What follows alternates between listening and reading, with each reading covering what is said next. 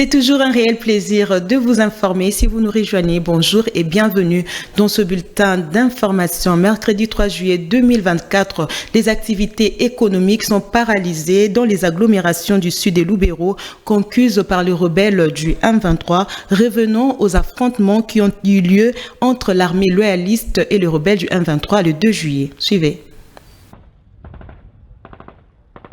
C'est à hauteur de la localité de Kasségué, située à environ 20 km au nord de Kirumba, qui est le principal centre commercial du territoire de Lubero, que se sont déroulés les affrontements. Dans l'après-midi, les forces loyalistes ont lancé l'offensive contre les positionnements de l'agresseur. Les localités de Kasségué et Alimbongo ont connu des déplacements massifs. Craignant le danger, les habitants ont jugé bon de vider leur village. L'on signale que le lundi 1er juillet, l'ennemi a cherché à contourner la barrière imposée par les forces armées de la République démocratique du Congo à hauteur de Alimbongo sur la nationale et sur l'axe Mbingi pour atteindre Lubero centre via Kasugo. Il est par ailleurs signalé que le rebelle aurait même effectué un repli stratégique vers Kirumba suite à la résistance rencontrée, ce qui pousse certains habitants de Kirumba et Kaina à se réfugier dans la brousse par peur d'éventuelles conséquences de ces affrontements, peut-on lire sur actualité.cd.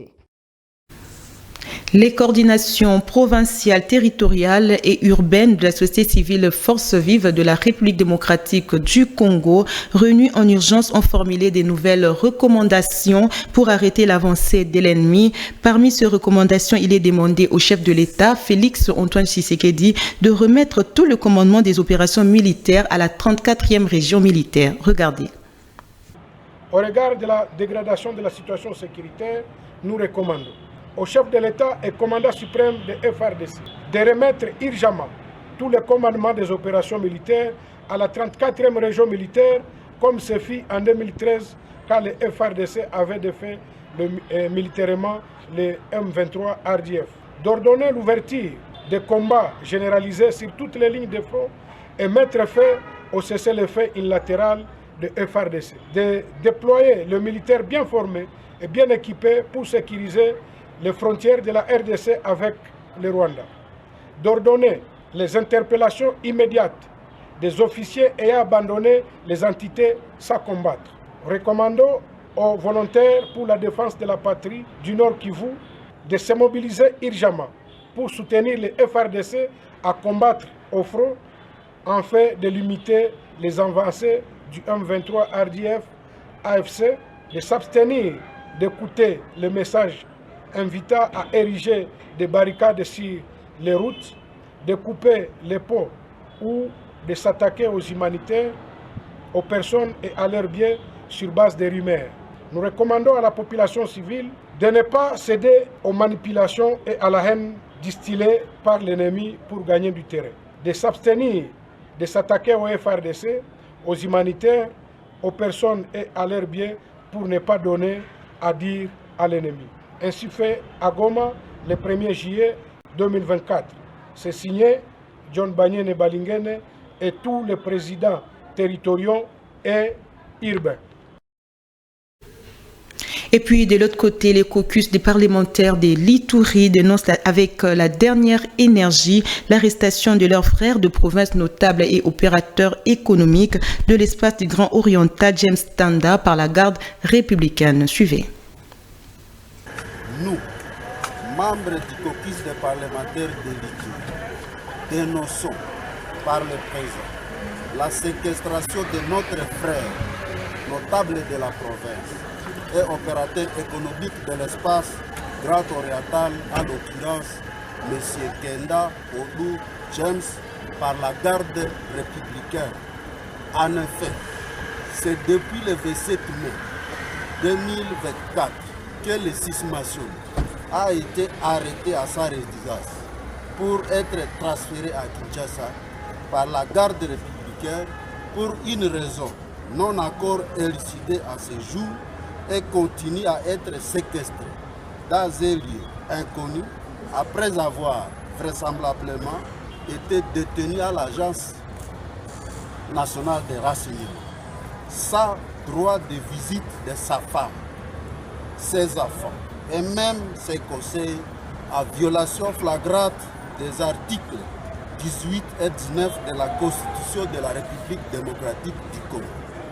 Étant donné que cette procédure viole les droits les plus élémentaires garantis à tout citoyen par la dite Constitution et tous les autres instruments juridiques internationaux ratifiés par la République démocratique du Congo, notamment ceux relatifs à la signification du motif de l'arrestation au prévenu, l'accès de ces derniers aux membres de sa famille ainsi qu'à ses conseils, sans oublier sa présentation devant ce juge naturel pour présenter les moyens de sa défense.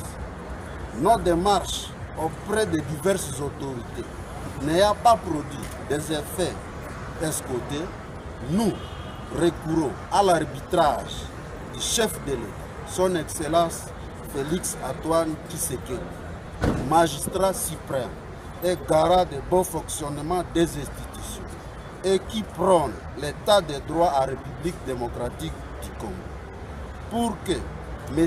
Kenda Olu James soit présenté devant son juge naturel.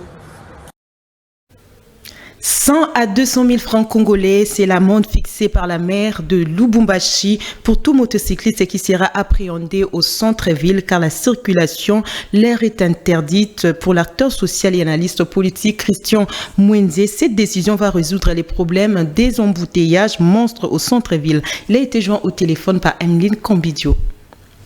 Plusieurs accidents sur le centre-ville de Lubumbashi et multiples embouteillages ont pour cause la circulation incontrôlée des motos et tricycles. Cette décision vaut son pesant d'or. C'est vraiment une décision salvatrice. Elle est vraiment en faveur de la population louchoise. D'autant plus que, avant même la prise de cette décision, il y avait des motards qui faisaient n'importe quoi, qui roulaient en pêle-mêle au centre-ville de Lubumbashi. Alors ça avait créé aussi un embouteillage là sans limite. Alors je pense que cette idée-là va soulager aussi même les usagers de la ville, hein, les gens qui se dirigent souvent le matin en ville pour aller travailler. Quand vous arrivez au centre-ville de Lubumbashi, il y avait un embouteillage sans pareil. Pas moyen de circuler, pas moyen de bouger librement comme ça. Comme elle a pris cette décision-là, nous en tant qu'habitants de Lubumbashi, nous disons à Madame bravo. En croire cet analyste politique et acteur social Christian Mwenze, le montant fixé pour l'amende va certainement faire entrave à tout récalcitrant. Je pense que c'est pour décourager le motard. Ouais, nous savons tous que les motards n'ont pas grand-chose. Lorsque on étale ce montant-là devant eux, certaines personnes auront peur de franchir la ligne rouge, de peur qu'ils ne soient frappés par cette décision-là.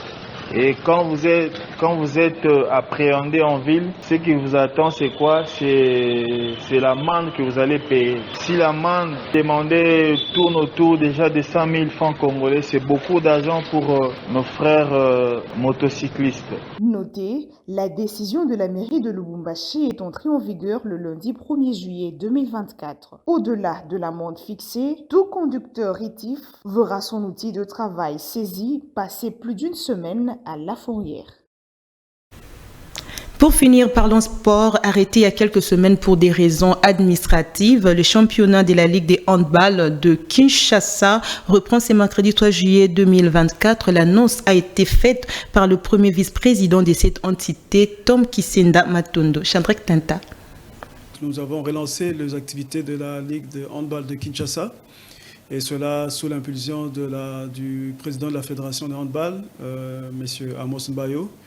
Et le championnat a déjà été lancé. Nos amis de Lubumbashi viennent aussi de relancer le championnat provincial de handball à Lubumbashi. Et nous avons eu arrêté juste pour retracer quelques éléments administratifs. Et déjà, là, le championnat redémarre déjà, et avec les clubs qui sont en vue. Et aussi, ça nous permet surtout de pouvoir faire asseoir certaines choses du fait que le handball à Kinshasa n'était plus en vue, compte tenu de certaines difficultés. Le championnat est déjà en train d'être joué.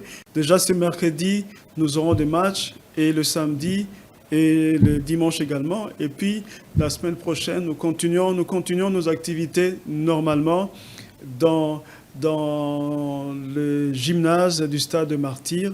Et c'est là que se jouent tous nos matchs. C'est une grande joie. Pourquoi? Puisque c'est une première, c'est la première fois que notre pays va pouvoir recevoir une telle grande activité. Dans aucune autre discipline sportive, ça a déjà été fait. Donc le handball, ça sera la première fois qu'une Coupe d'Afrique de Nations soit organisée ici dans notre pays. Et pour moi, et là je parle comme un cadre sportif normal, c'est vraiment un rêve qui est réalisé aujourd'hui. Fin complète de ces sessions d'information. Merci de l'avoir suivi. Retrouvez à 19h30 à Fermi Vita pour la grande édition. Au revoir.